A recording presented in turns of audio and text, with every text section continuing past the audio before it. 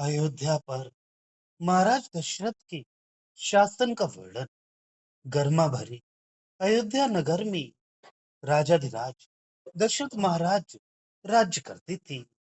उनका नीतिपूर्ण शासन सातों लोकों में निर्विरोध चलता था।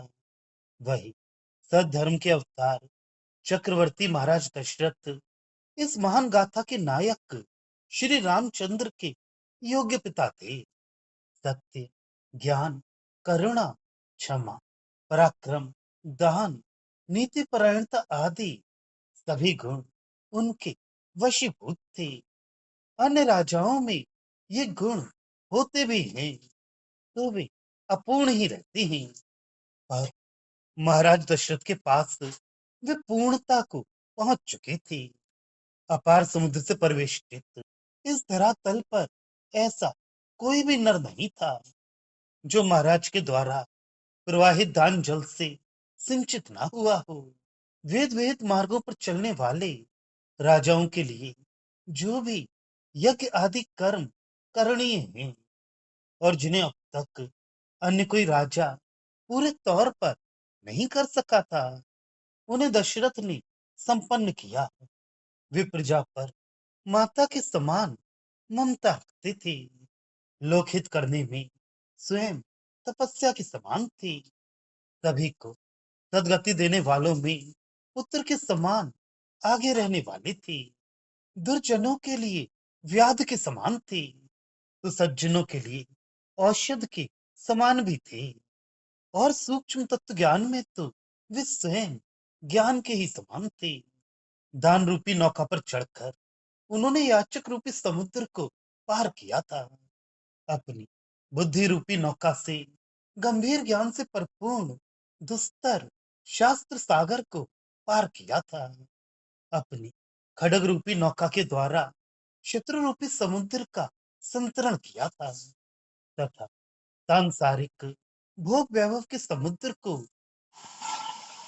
उसमें मन भर गोता लगाते हुए ही पार किया था। उनके शासन चक्र में पक्षी, मेढक तथा वैश्याओं के हृदय सब एक ही मार्ग पर चलते थे।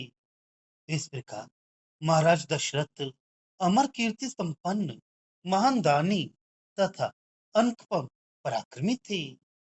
उनका राज्य भी कैसा था। पृथ्वी के सीमांत पर स्थित चक्रवाल पर्वत उनके राज्य के प्राचीर बने थे। अनंत सागर उनके राज्य की परिधि बना था। पृथ्वी पर स्थित कुल पर्वत उनके विविध रत्नमय प्रासाद बनी थी।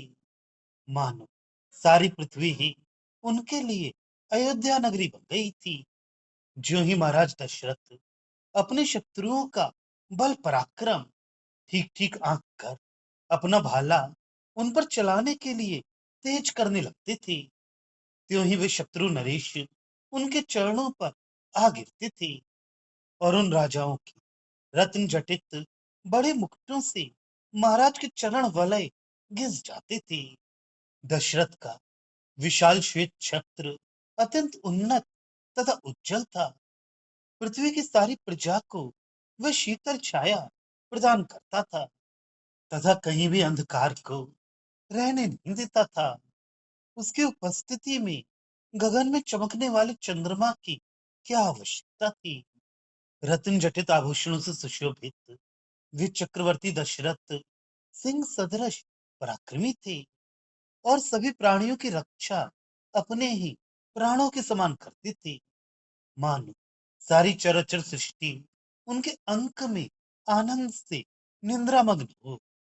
पर्वत के समान उन्नत भुजाओं वाले दशरथ का शासन चक्र उष्ण किरण सूर्य के समान ही ऊंचा था।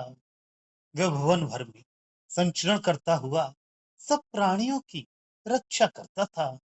भुवन में कहीं भी कोई ऐसा वीर नहीं रहा जो युद्ध में दशरथ का सामना कर सके। मर्दल वाद्य के आकार की दशरथ की भुजाएं युद्ध करने के लिए फड़क उठती थी। जैसे कोई गरीब किसान अपनी छोटी सी खेती की बड़ी सावधानी से देखभाल करता है, वैसे ही दशरथ अपनी प्रजा की रक्षा करते थे।